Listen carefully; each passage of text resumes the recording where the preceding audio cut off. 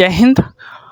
हम कल देख रहे थे हर्यक वंश के बारे में, ठीक है, जिसमें कि हम बिंबिसार के बारे में जाने थे। आज इस वीडियो के माध्यम से टॉपिक को आगे खींचने का प्रयास करते हैं। समझते हैं ध्यान से। हर्यक वंश, ठीक है, तो हर्यक वंश का पहला अगर संस्थापक बोलेगा आपसे तो क्या बोलेंगे? तो हर्यक वंश का संस्थापक बोला जाता है बिंबिसार को। किसे बोलते हैं? बिंबिसार को। और बिंबिसार ने अपने राज का जो विस्तार किया था और राज को फैलाया था, तो किस माध्यम से फैलाया था? तो कोई युद्ध करके नहीं फैलाया था, वो वैवाहिक जीवन बना के, वैवाहिक संबंध बना के अपने राज का विस्तार किया था। कैसे? तो ये जानते हैं। देखिए, एक राजा था, कौशल नरेश एक राजा था, जिसका क्या नाम था? प्रसेनजीत। क्या नाम था? प्रसेनजीत। और प्रसेनजीत की जो बहन थी ना, महाकोसला, उससे ना ये शादी कर लिया। कौन? बिंबिसार। तो प्रसेनजीत के बहन के से ये शादी कर लिया। और शादी करने के बाद क्या हुआ? उसे लगा कि अगर हम प्रसेनजीत की बहन से शादी कर लेते हैं तो मेरा साला बन जाएगा और मुझे युद्ध करना नहीं पड़ेगा और मुझे जो है बना बनाया सब चीज़ मिल जाएगा, ठीक है, मतलब दहेज के तौर पे सब मिल जाएगा। इसलिए ना प्रसेनजीत की बहन से शादी कर लिया, जिसका नाम था महाकोसला। कौन शादी किया था? तो बिंबिसार ने शादी किया था। यहाँ तक कोई दिक्कत नहीं है। अब देखते हैं दूसरा जो था वैशाली के राजा चेतक की पुत्री। वैशाली की जो राजा थे ना उस वक्त, उसका नाम था चेतक। और चेतक की पुत्री से फिर ये एक और शादी कर लिया, जिसका क्या नाम था? चेलना। जिसका क्या नाम था? चेलना। ओके, चेलना। और उसके बाद क्या हुआ? एक और जो है मद्र के एक राजकुमारी थी, एक मद्र के एक राजकुमारी थी, जिसका नाम था क्षेमा। जिसका क्या नाम था? क्षेमा। और क्षेमा से भी ये जो है शादी कर लिया। टोटल 3 गो शादी किया था। कौन? तो एक महाकोसला से, चेलना से और मद्र राजकुमारी क्षेमा से भी शादी कर लिया। कौन? तो हर्यक वंश के संस्थापक बिंबिसार ने। तो इस तरह से ना शादी करके अपना जो है वैवाहिक संबंध बना के अपने राज का विस्तार करते ही जा रहा था, ठीक है, यहाँ तो कोई दिक्कत नहीं है। अब उसके बाद क्या हुआ? उसके बाद हम जानते हैं यहाँ पे, ठीक है, यहाँ पे जानते हैं। उसके बाद जो है इसके आपसे पूछेगा बिंबिसार ने कौन से एक राज को जीता था, ठीक है, कौन से राज को जीता और किस राजा को पराजित किया था, आपसे पूछेगा। तो अंगराज को जीत के वहाँ के जो राजा थे ना ब्रह्मदत्त, उसको पराजित करके, उसको हरा के उसको जीता था। तो आपसे पूछेगा हर्यक वंश के जो संस्थापक थे बिंबिसार, वो कौन सा राज जीता था? तो अंगराज जीता था। और वहाँ के राजा किसको पराजित किया था? तो ब्रह्मदत्त को पराजित किया था, हरा के वो जीता था। यहाँ तक कोई दिक्कत नहीं है। बिंबिसार के दरबार में एक चिकित्सक रहा करते थे, जिसका क्या नाम था? जीवक। बिंबिसार के दरबार में एक चिकित्सक रहा करते थे, जिसका क्या नाम था? जीवक, ठीक है। और ये क्या थे? तो ये एक राजवैद्य थे। यहाँ तो कोई दिक्कत नहीं है। क्या थे? तो राजवैद्य थे, और जिसका क्या नाम था? जीवक। यहाँ तक कोई दिक्कत नहीं है। बिंबिसार के बारे में अगर आपसे बोलेगा कि बिंबिसार के प्रिय हाथी का नाम क्या था, तो क्या बोलेंगे? तो बिंबिसार का जो प्रिय हाथी का नाम था, उसका नाम था सेनाग। बिंबिसार के हाथी क्या नाम था? सेनाग। यहाँ तक कोई दिक्कत नहीं है। यहाँ तक कोई दिक्कत नहीं है आप लोग को। अब समझते हैं ध्यान से। हम पढ़ रहे हैं हर्यक वंश, अब समझते हैं ध्यान से। तो हर्यक वंश जो है इस तरह से, मतलब हर्यक वंश के जो संस्थापक थे बिंबिसार, इस तरह से अपने राज का विस्तार किया और चिकित्सक के बारे में पढ़ लिए। अब क्या आता है? उसका बेटा आता है। उसका बेटा किसका? बिंबिसार का बेटा आता है। और बिंबिसार का बेटा का क्या नाम रहता है? तो अजातशत्रु। बिंबिसार के बेटा क्या नाम है? अजातशत्रु। तो अजातशत्रु ने अपने पिता की हत्या कर देता है, ठीक है। अजातशत्रु के पिता कौन हो गया? बिंबिसार हो गया। और अजातशत्रु ने ही अपने पिता की हत्या करके और उसके बाद जो है अपने राजगद्दी पे बैठ जाता है, ठीक है। कौन? अजातशत्रु। तो आपसे बोलेगा अपने पिता की हत्या करके राजगद्दी पे बैठने वाला शासक कौन था पहला? तो अजातशत्रु था, ठीक है। और इसके पिता क्या नाम हो गया? बिंबिसार हो गया। यहाँ तक कोई दिक्कत नहीं। तो अब जो हम पढ़ने वाले हैं वो अजातशत्रु के बारे में पढ़ने वाले हैं, ठीक है, समझते हैं ध्यान से। तो अजातशत्रु तो हत्या करके बैठ जाता है राजगद्दी पे, और इसका अगर उपनाम पूछेगा अजातशत्रु का उपनाम क्या है, तो क्या बोलेंगे? कुनिक। अजातशत्रु का उपनाम क्या है? कुनिक, ठीक है, यहाँ तक कोई दिक्कत नहीं है। अजातशत्रु के पत्नी का अगर नाम अगर आपसे पूछ लिया तो क्या बोलेंगे? तो अजातशत्रु के पत्नी क्या नाम हो गया? वजीरा। अजातशत्रु के पत्नी का नाम वजीरा। ओके, यहाँ तो कोई दिक्कत नहीं है। अजातशत्रु जो था वो शस्त्र जो चलाता था, आपसे पूछेगा अजातशत्रु जो था वो शस्त्र चलाता था, वो शस्त्र का क्या नाम था? तो एक का नाम था रथमूसल, और दूसरा का नाम था महाशिलाकंटक, ठीक है। पहला शस्त्र का नाम था रथमूसल और दूसरा शस्त्र का नाम क्या था? महाशिलाकंटक, ठीक है। किसका शस्त्र? तो अजातशत्रु का शस्त्र का नाम था। यहाँ तक कोई दिक्कत नहीं है। और अजातशत्रु किस वंश से था? हर्यक वंश से था। यहाँ तक कोई दिक्कत नहीं है। अब समझते हैं आगे। तो अजातशत्रु ना पहले जैन धर्म को मानते थे। अजातशत्रु जो था पहले जैन धर्म को मानते थे, बाद में वो ना बौद्ध धर्म को अपना लिए। ओके, बाद में क्या किया? वो बौद्ध धर्म को अपना लिए। और उसके बाद जब आपसे पूछेगा कि पहला जो बौद्ध संगति हुआ था वो किसके शासन काल में हुआ था, तो वो जो हुआ था वो अजातशत्रु के शासन काल में ही हुआ था। और पहला बौद्ध संगति हुआ कहाँ पे था? तो राजगिरी में हुआ था। पहला बौद्ध संगति अजातशत्रु के शासन काल में, और हुआ कहाँ पे था? तो राजगिरी में हुआ था। ठीक है। और पहला बौद्ध संगति का अगर अध्यक्षता अगर बोल देगा कि अध्यक्षता कौन किया था, तो महाकश्यप किया था। ओके, राजा बोलेगा तो अजातशत्रु बोलिएगा, और अध्यक्षता बोलेगा अध्यक्षता किसने किया था? तो महाकश्यप। ओके, यहाँ तो कोई दिक्कत नहीं। और पहला बौद्ध संगति हुआ कहाँ था? तो राजगिरी में हुआ था। कोई दिक्कत नहीं है। आगे अब समझते हैं ध्यान से। आपसे क्वेश्चन पूछेगा कि अजातशत्रु ने किस राज को या फिर किस साम्राज्य को जीता था? कौन से? तो वैशाली को जीता था। ठीक है, अजातशत्रु ने क्या जीता था? वैशाली को जीता। और वैशाली को जीतने के बाद जो है मतलब आपसे क्वेश्चन पूछेगा वैशाली को किसके सहायता से वो अजातशत्रु जीता था? तो एक वर्षकार था। ठीक है, वर्षकार की सहायता से वो वैशाली को जीता था। कौन? अजातशत्रु। यहाँ तो कोई दिक्कत नहीं है। आगे उसके बाद जो शासक आता है उसका बेटा, जिसका नाम था उदयन। उसका बेटा का क्या नाम था? उदयन। ठीक है, और उदयन ने फिर क्या करता है? उदयन जो है अपने पिता का हत्या कर देता है। ठीक है, कहने का अर्थ ये हो गया, रिकॉल समझते हैं, रिकॉल करते हैं फिर से। देखिए, अजातशत्रु जो है अपने पिता का हत्या करता है। ठीक है, और अजातशत्रु का फिर जो उसका बेटा होता है, उसका बेटा फिर अजातशत्रु का हत्या कर देता है। ठीक है, इसीलिए इसे कहा जाता है पितृहंसा वंश। ठीक है, मतलब अपने पिता की हत्या करके वंश को आगे बढ़ाना। ओके, तो पितृहंसा अगर वंश बोलते हैं हम लोग तो किसे बोलते हैं? हर्यक वंश को हम लोग पितृहंता वंश भी बोलते हैं। ओके, तो अजातशत्रु का बेटा क्या नाम हो गया? उदयन हो गया। और उदयन ने अपने पिता की हत्या करके फिर राजगद्दी पे बैठ जाता है। यहाँ तक कोई दिक्कत नहीं है। और उसके बाद क्या करता है? उदयन जो है जैन धर्म को मानता है और जैन धर्म का अनुयायी होता है। उदयन किस धर्म का अनुयायी होता है? तो उदयन जो है वो जैन धर्म का अनुयायी होता है। यहाँ तक कोई दिक्कत नहीं है। आपसे क्वेश्चन पूछेगा पाटलिपुत्र को कौन सा शासक बसाया था? तो पाटलिपुत्र को जो बसाया था वो शासक का क्या नाम था? तो उदयन ही था। ओके, जो कि पाटलिपुत्र को बसाया था। ओके देन, और पाटलिपुत्र पड़ता कहाँ पे? तो वो बिहार में ही पड़ता है। और आपसे पूछेगा कि पाटलिपुत्र जो है किस नदी के संगम पे है, कहाँ पे है? तो आप क्या बोलेंगे? तो पाटलिपुत्र जो है वो गंगा, सोन और गंडक नदी के संगम पे है। ठीक है, पाटलिपुत्र के संस्थापक अगर बोल दिया आपसे कौन बसाया था? तो उदयन। और पाटलिपुत्र किस नदी के संगम पे है? तो गंगा, सोन, गंडक नदी के संगम पे है। यहाँ तक कोई दिक्कत नहीं है। अब जो हम लोग पढ़ने वाले हैं हर्यक वंश का अंतिम शासक के बारे में जानेंगे। ठीक है, तो हर्यक वंश का अगर अंतिम शासक बोलेगा आपसे तो क्या बोलेंगे? नागदशक। हर्यक वंश का अंतिम शासक नागदशक को माना जाता है। ठीक है, यहाँ तक कोई दिक्कत नहीं है। यहाँ तो कोई दिक्कत नहीं है। और नागदशक के बारे में ज़्यादा क्वेश्चन पूछता नहीं है, सिर्फ बोलता है हर्यक वंश का अंतिम शासक का नाम बताइए, तो नागदशक आपको बोल देना है। कंप्लीट। अब समझते हैं आगे। और उसके बाद क्या करता है?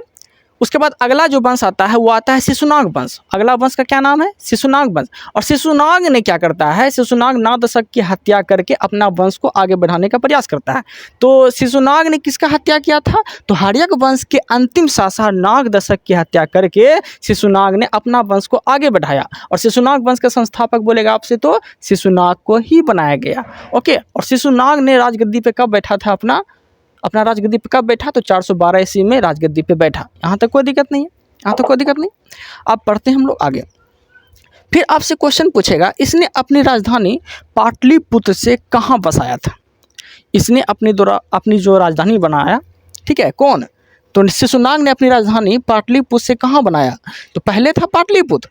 ठीक है, हर्यक वंश के समय। ओके, जो कि उदयन ने बसाया था। और पाटलिपुत्र को राजधानी को चेंज करके शिशुनाग ने वैशाली को अपनी राजधानी बनाया। यहाँ तक कोई दिक्कत नहीं है। अब समझते ध्यान से। इसने अवंती को जीता था। ठीक है, किसने? शिशुनाग ने अवंती को जीत लिया था। और अवंती को जीत के अपने साम्राज्य में मिला लिया। कौन? तो शिशुनाग ने अवंती को जीत के अपने साम्राज्य में मिला लिया। यहाँ तो कोई दिक्कत नहीं है। अब समझते हैं आगे। देखिए, अपने साम्राज्य में मिला लिया। अब समझते हैं ध्यान से। शिशुनाग वंश का जो दूसरा शासक हुआ उसका क्या नाम था? तो शिशुनाग वंश का दूसरा शासक का नाम था कालाशोक। शिशुनाग वंश का दूसरा शासक का नाम क्या हुआ? कालाशोक। आपसे क्वेश्चन पूछेगा कालाशोक किस वंश से संबंधित है, तो क्या बोलेंगे आप? शिशुनाग वंश से संबंधित है कालाशोक। यहाँ तक कोई दिक्कत नहीं है। और कालाशोक के समय जो हुआ था वो दूसरा बौद्ध संगति हुआ था। कालाशोक के समय दूसरा बौद्ध संगति हुआ था। और दूसरा बौद्ध संगति हुआ कहाँ पे था? दूसरा जो बौद्ध संगति हुआ था वह हुआ था वैशाली में। कहाँ हुआ था? वैशाली में। यहाँ तक कोई दिक्कत नहीं है। और उसके बाद क्या हुआ? दूसरी बौद्ध संगति का अगर आपसे अध्यक्षता पूछ लेगा कि दूसरी बौद्ध संगति का अध्यक्षता किया किसने था, तो मारिएगा आप लोग सवाकामी। दूसरा बौद्ध संगति का अध्यक्षता किसने किया? तो वो किया था सवाकामी। यहाँ तक कोई दिक्कत नहीं है। अब समझते हैं ध्यान से। शिशुनाग वंश का अंतिम शासक के बारे में जानते हैं। तो शिशुनाग वंश का जो अंतिम शासक हुआ उसका क्या नाम हुआ? नंद वंश। शिशुनाग वंश का अंतिम शासक का क्या नाम हुआ? नंदीवर्धन। शिशुनाग वंश का अंतिम शासक नंदीवर्धन इसका नाम हुआ। ओके, जो कि अंतिम शासक था। यहाँ तक कोई दिक्कत नहीं है। और उसके बाद जो है शिशुनाग वंश के बाद एक अगला जो वंश आया उस वंश का नाम क्या था? तो उस वंश का नाम था नंद वंश। उस वंश का क्या नाम हुआ? नंद वंश। ठीक है। शिशुनाग वंश का अंतिम शासक नंदीवर्धन। नंदीवर्धन के बाद जो है एक आगे फिर शासक बनता है, उसका नाम क्या है? महापद्म नंद, जो कि शिशुनाग वंश के हटा के अपना राज की स्थापना कर देता है, अपना साम्राज्य की स्थापना कर देता है। तो आपसे क्वेश्चन पूछेगा, कहने का अर्थ है कि नंद वंश का स्थापना किया किसने था? तो नंद वंश का जो स्थापना किया था वह किया था महापद्म नंद। ठीक है, महापद्म नंद। ओके, यहाँ तो कोई दिक्कत नहीं है। आपसे अगर क्वेश्चन पूछेगा तो क्या बोलेंगे? नंद वंश का स्थापना किसने किया था? महापद्म नंद ने किया था। ओके, और महापद्म नंद उपाधि भी धारण किया था। वो उपाधि के बारे में हम लोग जानते हैं। देखिएगा, तो महापद्म नंद ने जो उपाधि धारण किया था, पहला उपाधि का नाम था एकराट। महापद्म नंद ने एकराट की उपाधि धारण किया था। और दूसरा जो उपाधि था भार्गव की उपाधि भी धारण किया था। और सर्व छत्रांतक अगर कोई किसी को बोला जाता है तो महापद्म नंद को ही सर्व छत्रांतक बोला जाता है, शत्रुओं का नाश करने के लिए। ओके, अब समझते हैं आगे। नंद वंश का फिर अंतिम शासक आपसे बोलेगा तो क्या बोलेंगे? नंद वंश का जब अंतिम शासक बोलेगा आपसे तो क्या बोलेंगे? तो धनानंद। नंद वंश का अंतिम शासक का नाम क्या हो गया? धनानंद। ओके, और धनानंद के दरबार में जो रहा करते थे उसका नाम था चाणक। ठीक है, धनानंद के दरबार में रहा करते थे कौन? चाणक। ओके, यहाँ तक कोई दिक्कत नहीं है, कंप्लीट हो गया यहाँ तक। अब जो आपसे क्वेश्चन पूछेगा कि शासक का सीक्वेंस बताइए आप लोग, तो क्या बोलेंगे? तो इस तरह से याद रख सकते हैं। ठीक है, पहला क्या था? हर्यक वंश। फिर दूसरा क्या था? दूसरा शिशुनाग वंश। और तीसरा नंद वंश। ठीक है, तो हर्यक वंश, शिशुनाग वंश और नंद वंश, इस सीक्वेंस आप लोग को याद रखना है। कंप्लीट यहाँ तक। अब समझते ध्यान से। तो नंद वंश का जो अंतिम शासक था उसका नाम क्या था? धनानंद। ठीक है, धनानंद के दरबार में रहा कौन करते थे? चाणक्य रहा करते थे। ठीक है, अब समझते हैं ध्यान से। अब हम जो पढ़ने वाले हैं वो सिकंदर के बारे में पढ़ने वाले हैं, क्योंकि धनानंद के शासनकाल में सिकंदर आक्रमण किया था। ओके, आपसे क्वेश्चन पूछेगा किस शासक के समय सिकंदर ने आक्रमण किया था? किस वंश के शासक के समय?